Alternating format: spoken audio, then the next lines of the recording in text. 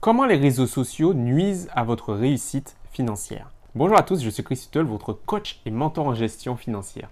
Et mon but est de vous aider à lever les blocages financiers que vous avez, qui vous empêchent d'être épanoui financièrement et d'être serein financièrement. Bref, tout ce qui vous empêche de réaliser la vie de vos rêves.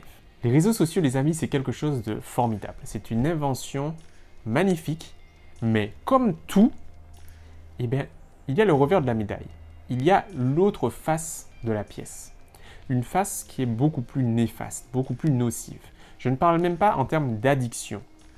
Parce que, effectivement, ce qui concerne les addictions aux réseaux sociaux, cela a de grandes conséquences néfastes sur votre vie, mais également sur vos finances. Mais ce n'est pas de cela que je souhaite vous parler aujourd'hui. Ce que je veux vous partager aujourd'hui, c'est quelque chose d'extrêmement important qui concerne toujours la gestion de vos finances, les difficultés à bien gérer votre argent à cause des réseaux sociaux. Les réseaux sociaux, effectivement, on peut le voir comme un atout, comme un outil pour améliorer votre situation financière. Vous créez des revenus supplémentaires, des revenus complémentaires, bref, pour gagner de l'argent, c'est possible. Très souvent, et malheureusement, les réseaux sociaux sont quelque chose qui vont nuire à votre capacité à mieux gérer votre argent et qui vont nuire à votre capacité à mieux contrôler votre façon de percevoir l'argent. Et aujourd'hui, je veux vous montrer pour quelles raisons vous devez être vigilant et ce que vous ne devez plus adopter comme comportement pour être beaucoup plus à l'aise dans la gestion de vos finances, tout en ne vous privant pas des réseaux sociaux. Pour cela, les amis, je vous invite à revenir quelques années auparavant, à l'époque où les réseaux sociaux n'étaient pas aussi florissants ou voire même n'existaient pas encore. Comment on vivait? Eh bien, on fréquentait surtout notre entourage. On était au courant de notre cercle proche, on était au courant de leur vie.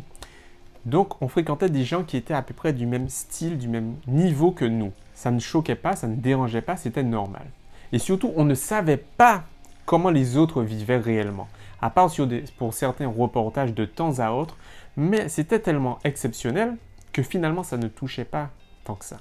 On était surtout, en fait, habitués à voir comment nos amis, nos voisins, notre famille vivait, se trouvait, se portait, et on n'avait pas de regard différent à cela. Mais depuis les réseaux sociaux, les amis, les choses ont changé. Et justement, comme les choses ont changé, les amis, et grâce aux réseaux sociaux, vous avez la possibilité d'apprendre de nouvelles choses. Comme c'est le cas en ce moment, grâce à cette vidéo. Alors si elle vous plaît, les amis, pensez à me le faire savoir en laissant un pouce bleu et à vous abonner à la chaîne en cliquant sur le bouton s'abonner évidemment, si ce n'est toujours pas fait, bien sûr. Et puis, pensez également à cliquer sur la cloche des notifications, puisque c'est comme ça que vous pourrez être sûr de ne rater aucune prochaine vidéo qui vous permettra de mieux gérer vos finances.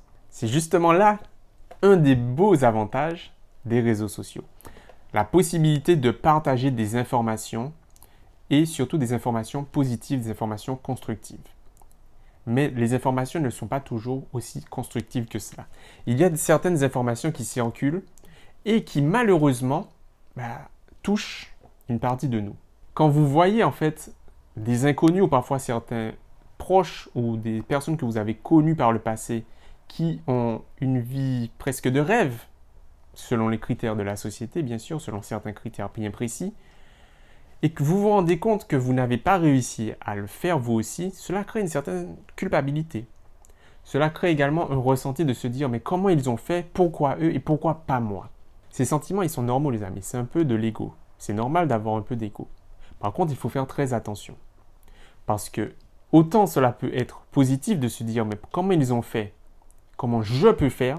Mais quand vous abordez les choses d'une autre façon en se disant « comment ils ont fait? C'est injuste », là, vous commencez à créer en vous une certaine jalousie, un certain sentiment que ce qu'ils ont n'est pas mérité. Mais en réalité, les amis, ce que vous voyez à travers les réseaux, ce n'est pas la vraie vie de ces personnes. Vous ne savez pas ce qu'elles ont dû traverser comme épreuve pour arriver à ce stade. Et vous ne savez même pas si en fait ce qu'elles vous partagent via ces réseaux est la réalité de leur vie. Donc, ne prenez pas tout cela pour une réalité et ne mettez pas en comparaison votre vie actuelle par rapport à celle de personnes que vous voyez à travers un écran. Parce que justement, quand vous faites ça, les amis, qu'est-ce qui se passe malheureusement? Eh bien, parce que quand vous les voyez dans cette destination de rêve, vous avez vous aussi envie d'y aller. Mais peut-être que financièrement, vous ne pouvez pas vous permettre d'aller dans ce même endroit. Mais vous avez tellement envie vous aussi de partir en vacances, de vous faire plaisir, de profiter de la vie comme eux, ils ont montré que c'était si beau de le faire, que vous ne pensez pas toujours aux conséquences financières que ce choix peut avoir pour vous. Et vous ne réalisez pas que ce n'est pas forcément, voire même c'est rarement, la meilleure chose à faire, le meilleur choix à faire pour vos finances. Parce que malheureusement, le fait de voir d'autres personnes le faire, eh bien, ça fait appel à vos émotions plutôt qu'à votre raison. Malheureusement, les amis, je suis navré de vous le dire, mais c'est une réalité qu'il faut que vous sachiez. Les émotions nuisent à votre réussite financière, nuisent à votre santé financière. Quand vous devez prendre des décisions avec votre argent, vous devez être le plus rationnel que possible avant d'être émotionnel. Alors les amis, je sais que ça paraît difficile d'accepter que des personnes que vous avez connues ont réussi à atteindre ce niveau et que vous n'y êtes pas encore. Vous pensez peut-être même que ce n'est pas pour vous. Mais les amis, je vous rappelle que si certaines personnes ont pu le faire, si des personnes ont pu le faire, vous pouvez le faire également. Absolument rien ne vous empêche d'y arriver.